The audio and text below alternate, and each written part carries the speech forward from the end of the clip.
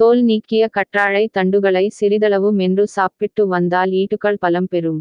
பற்களில் சொத்தை ஏற்படுத்தும் கிருமிகளை அழிப்பதிலும் கற்றாழை உதவுகிறது. கற்றாழையில் ஆன்டி செப்டிக் குணங்கள் அதிகமாக உள்ளது. அதனால் காயங்கள், புண்கள் மற்றும் பூச்சிக் கடிகள் போன்றவற்றிற்கு இதனை பயன்படுத்தலாம்.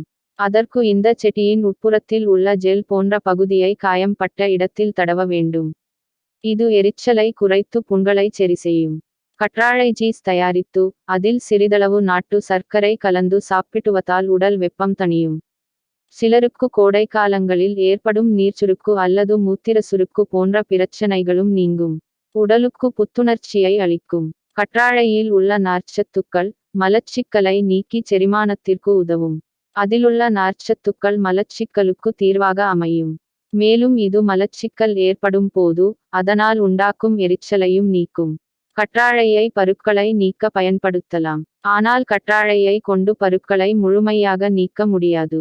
அழற்சியையும் சருமம் சிவந்திருப்பதையும் தடுக்கலாம். மேலும் பருக்கள் உடைவதையும் தடுக்கும். கற்றாழை நோய் எதிர்ப்பு சக்தியை கட்டுப்பாட்டில் வைக்க உதவுகிறது. அது சருமத்தை புதுப்பித்து ஆரோக்கியமாக வைத்து அதன் ஆன்டி ஆக்சிடன்ட்கள் செயல்பாடுகள் மூலம் சருமத்தை இளமையாக மாற்ற உதவுகிறது. கற்றாழை குளிர்ச்சி ஏற்படுத்தும் செடியாக விளங்குவதால் எரிச்சல்கள் மற்றும் வெந்த புண்களுக்கு அதனை பயன்படுத்தலாம்.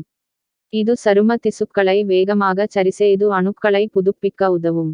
அதனால் பாதிப்படைந்த திசுக்கள் மீண்டும் சீரமைக்கப்படும்.